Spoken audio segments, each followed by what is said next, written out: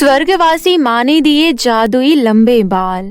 ये कहानी मायापुर नाम के एक गांव की है, जहां पर कृष्णा अपनी बेटी पलक और पत्नी कविता के साथ रहता था। पलक 6 साल की थी। वो बहुत खूबसूरत थी। वो गोल मटोल बिल्कुल गुड़िया जैसी लगती थी। उसके गुड़िया जैसे शरीर पर काले लंबे बाल बहुत प्यारे लगते थे। दुर्भाग्य से पलक की माँ कविता की मृत्यु हो गई और कृष्णा ने पूजा नाम की औरत से दूसरी शादी कर ली। कुछ दिनों में पूजा को भी एक बेटी हो गई, लेकिन वो पलक की तरह खूबसूरत नहीं थी। इसी तरह कुछ साल बीत गए और दोनों लड़कियां बड़ी हो गई। एक दिन की बात है, पूजा की बेटी जिया रोती हुई अपनी माँ के पास आई और बोली, मम्मी, अब मैं पलक के साथ कहीं नहीं जाऊंगी। सब कहते हैं कि मैं पलक की तरह गोरी नहीं हूँ और ना ही मेरे सर पर उसकी तरह लंबे घने बाल हैं। पता नहीं मम्मी, भगवान ने मुझे ऐसा क्यों बनाया है। अरे मेरी लाडो, रोना बंद करो। किसने कहा तुम खूबसूरत नहीं हो? तुम बहुत खूबसूरत हो और तुम्हारे बाल भी अच्छे हैं। पूजा की तरह लंबे नहीं हैं, पर अच्छे तो हैं। मुझे नहीं पता मम्मी, कोई मुझे उसके साथ कंपेयर करता है तो मुझे बहुत गुस्सा आता है। मेरी इस समस्या का कोई समाधान निकालो, वरना मैं खाना नहीं खाऊंगी और भूखी प्यासी मर जाऊंगी। ऐसे नहीं बोलते मेरी बच्ची। जब तक तेरी माँ जिंदा है तब तक तुझे परेशान होने की जरूरत नहीं है। मैं उस पलक की बच्ची को इतनी बदसूरत बना दूंगी कि 4 लोग उसे देखकर हंसेंगे, और तेरे लिए तो मैं अपनी जान भी दे सकती हूँ। ये तो फिर भी बहुत छोटी बात है। उसी शाम पूजा एक औरत के पास गई जो काला जादू किया करती थी। पूजा ने उस औरत को सारी बात बताई। फिर उस औरत ने पूजा को एक जड़ी बूटी से भरी हुई शीशी दी। पूजा खुशी खुशी वो शीशी लेकर घर आ गई और उसने पलक के दूध के गिलास में उस जड़ी बूटी को मिला दिया। अब मजा आएगा जब उसकी जगह मेरी बेटी की तारीफ होगी। अपनी खूबसूरती पर बहुत घमंड था ना तुझे पलक। तेरा सारा घमंड थोड़ी देर में चकनाचूर हो जाएगा और तेरा बाप भी कुछ नहीं कर पाएगा। इसे कहते हैं सांप भी मर गया और लाठी भी नहीं टूटी। पूजा दूध का गिलास लेकर पलक के पास जाती है। ये देखकर कि आज उसकी सौतेली माँ उसके लिए अपने हाथों से दूध लाई है, पलक बहुत हैरान हो जाती है। वो कहती है, क्या हुआ माँ, आप मेरे कमरे में कोई काम था तो मुझे बता देती, मैं आ जाती। अरे पलक बेटा, पूरे दिन भर काम करके तू थक गई होगी, इसलिए मैं तेरे लिए गर्मा गर्म दूध लेकर आई हूँ। चल फटाफट इस दूध को पी ले और आराम कर ले। पलक को बहुत खुशी होती है कि उनकी सौतेली माँ उससे इतनी प्यार से बात कर रही है। पलक खुशी खुशी सारा दूध पी जाती है और सो जाती है। अगली सुबह जब पलक की आँख खुलती है तो उसके पूरे शरीर में उसे जलन महसूस हो रही थी। वो अपनी सौतेली माँ के पास जाती है और कहती है, माँ, पता नहीं मुझे क्या हो गया है, ऐसा लग रहा है जैसे पूरे शरीर में जलन हो रही है। पलक की बात सुनकर पूजा अपने मन में सोचती है, अच्छा जी, इसका मतलब जड़ी बूटी अपना कमाल दिखा रही है। आप मुस्कुरा क्यों रही हो माँ? मेरा पूरा शरीर इतना जल रहा है, मुझे बिल्कुल भी अच्छा महसूस नहीं हो रहा। तभी वहाँ पर पलक के पापा आ जाते हैं और वो कहते हैं, क्या हुआ बिटिया, कोई परेशानी है क्या? अरे नहीं नहीं, इसको कोई परेशानी नहीं है, बस शरीर में जलन हो रही है। इसके पेट में गैस बन गई होगी, इसलिए पूरे शरीर में जलन हो रही है। आप आराम से काम पर जाइए, मैं इसको गैस की गोली दे दूंगी। ठीक है, तुम याद से पलक को दवाई दे देना। और हाँ, जल्दीबाजी में मैं तुम्हें एक बात बताना तो भूल ही गया। 1 महीने के लिए मैं अमेरिका जा रहा हूँ। मुझे अब अपना काम विदेश में भी फैलाना है। मेरी गैर हाजिरी में पलक का ध्यान अच्छे से रखना। अरे आप चिंता क्यों करते हैं, पलक मेरी बेटी जैसी है। बेटी जैसी क्या, बेटी ही है। मैं इसका ध्यान क्यों नहीं रखूंगी? आप बस समय पर पैसे भेज दिया करना। अरे घर में भी तो बहुत खर्चा होता है। ठीक है, मैं चलता हूँ। ऐसा कहकर पलक के पापा वहाँ से चले जाते हैं। पलक अपने आप में ही बहुत तड़प रही थी। दूसरे दिन से ही पलक के शरीर में बदलाव आने लगा। उसका शरीर काला पड़ने लगा और उसके बाल भी बहुत झड़ने लगे। ये सब देख पलक बहुत घबरा गई और अपनी सौतेली माँ से बोली, माँ देखिए ना, मेरा शरीर कैसे काला पड़ रहा है और मेरे बाल भी बहुत झड़ रहे हैं, कुछ कीजिए ना माँ। अब तू ही बता, इसमें मैं क्या कर सकती हूँ? इतना कहकर पूजा वहाँ से चली गई। थोड़े ही दिनों बाद पलक के सर से सारे बाल झड़ गए और वो पूरी तरह टकली हो गई। उसका रंग भी बहुत काला हो चुका था। उसकी ये हालत देखकर पूजा और उसकी बेटी जिया बहुत खुश हो रहे थे। जिया ने अपनी माँ से कहा, मम्मी आपने तो कमाल कर दिया। मैंने तो सोचा भी नहीं था कि आप मेरे मन की बात कर दोगी।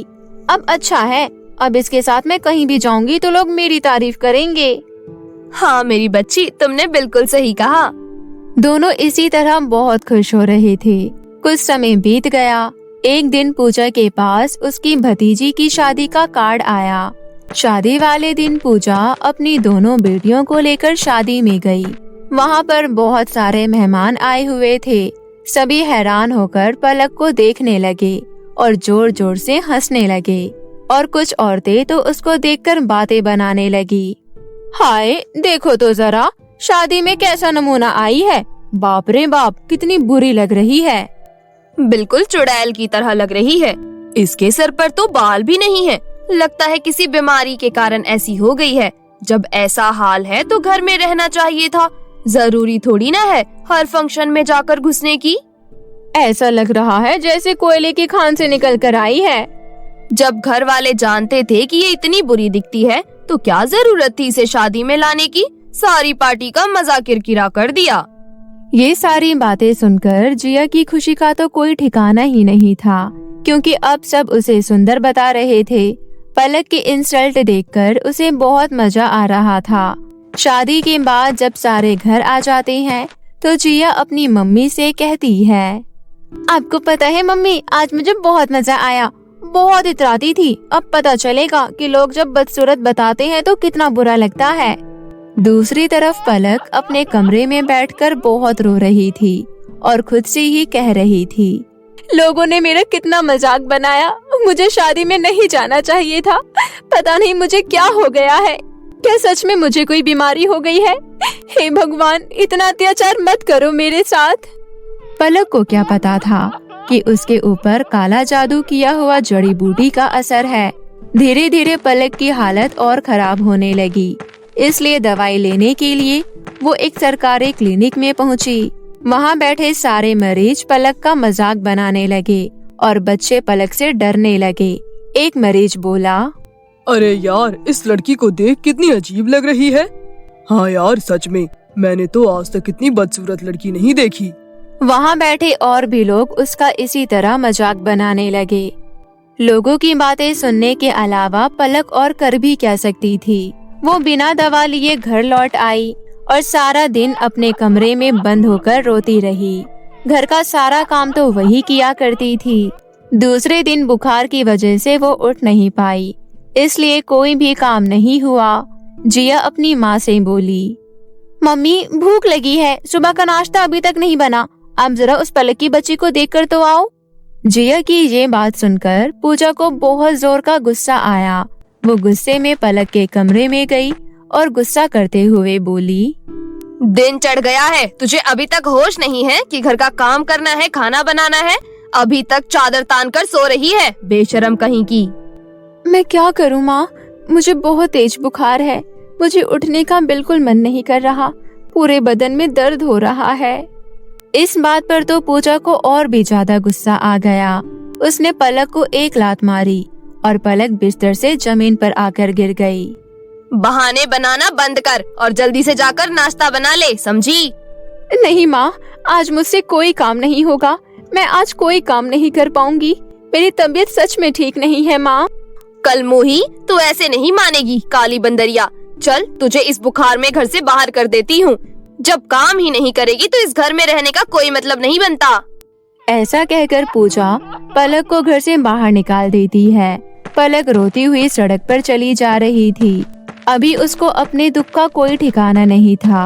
वो रोती बिलखती सड़क के किनारे बैठ जाती है। मैं क्या करूं? मेरे अंदर चलने की हिम्मत भी नहीं है। अब मुझसे बिल्कुल चला नहीं जा रहा। देख रही हो माँ, आपके जाते ही मेरे जीवन में कैसे दुखों का सैलाब आ गया। पिताजी को तो मुझसे कोई मतलब ही नहीं है। वो बस काम में लगे रहते हैं। ऐसा कहकर पलक जोर जोर से रोने लगी। तभी वहाँ पर पलक की माँ की आत्मा प्रकट हुई और बोली, बेटी तू सही कह रही है। मेरे जाने के बाद तेरे जीवन में बहुत दुख आ गए हैं, लेकिन अब तुझे उस दलदल में दोबारा जाने की जरूरत नहीं है। माँ, तुम आ गई माँ। देखो तुम्हारी बेटी की हालत क्या हो गई है। मुझे अपने साथ ले चलो माँ। नहीं बेटी, अभी तुम्हें यहीं रहना है और अपने जीवन में बहुत कुछ करना है। मैं यहाँ तुम्हारी मदद करने आई हूँ। ऐसा कहकर पलक की माँ उसके सर पर बहुत लंबे बाल प्रकट कर देती है और कहती है, बेटी तुम्हारे सर पर मैंने बहुत लंबे बाल प्रकट कर दिए हैं। ये बाल जादुई हैं, इसलिए तुम इन बालों से जिस चीज की मांग करोगी तुम्हें वो मिल जाएगा। अब मैं चलती हूँ बेटा, मैं ज्यादा समय तक यहाँ नहीं रुक सकती। ऐसा कहकर पलक की माँ की आत्मा वहाँ से चली जाती है। पलक अपने सर पर लंबे बाल पाकर बहुत खुश होती है और कहती है, हे मेरे जादुई लंबे बाल, मेरी तबीयत बिल्कुल ठीक कर दो और मेरा रंग भी गोरा कर दो ताकि लोग मुझसे डरे नहीं। पलक के इतना कहते ही उसकी तबीयत बिल्कुल ठीक हो जाती है और उसका रंग भी पहले की तरह गोरा हो जाता है और वो बहुत खूबसूरत हो जाती है। अपने आप को खूबसूरत देखकर पलक बहुत खुश होती है। फिर वो खुद से कहती है, माँ सही कह रही थी, अब मैं उस दलदल में दोबारा नहीं जाऊंगी। हे मेरे जादुई लंबे बाल, मुझे एक ऐसा घर दो जिसमें मेरी जरूरत की सारी चीजें हो। पलक के ऐसा कहते ही वहीं पर एक बहुत बड़ा घर प्रकट हो जाता है जिसके अंदर पलक रहने लगती है। अब उसको जिस भी चीज की जरूरत पड़ती वो अपने जादुई लंबे बाल से मांग लिया करती थी। दूसरी तरफ पलक के पिता को विदेश में एक लड़की से प्यार हो गया और उन्होंने उससे शादी कर ली। अब वो पूजा और उसकी बेटी के लिए पैसे नहीं भेजते थे, जिस कारण पूजा और जिया बहुत ही ज्यादा गरीब हो गए और अपना जीवन दुख में व्यतीत करने लगे। और पलक अपना जीवन जादुई लंबे बालों की वजह से खुशी खुशी व्यतीत करने लगी।